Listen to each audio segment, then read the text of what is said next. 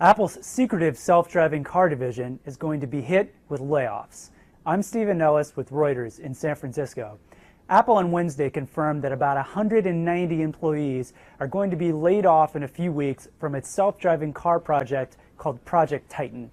While the company has talked about its interest in self-driving vehicles broadly, they haven't ever said exactly what they're doing, except for releasing a few research papers about self-driving software and also disclosing how many miles they've driven on the road, which was a lot more in 2018 than it was in 2017. But what they've never said is whether they actually plan to build a full car or just the sensors and computer systems and software to control a full car. We got a few more hints today in the kind of positions that Apple is laying off.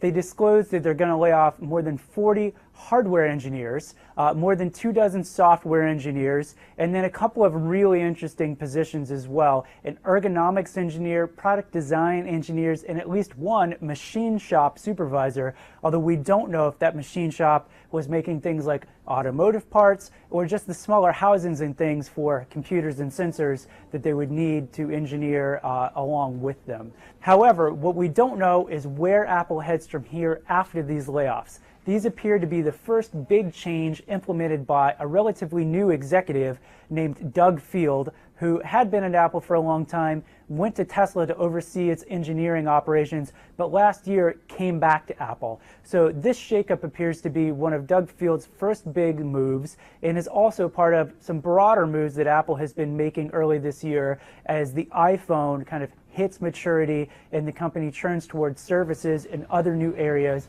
including self-driving cars.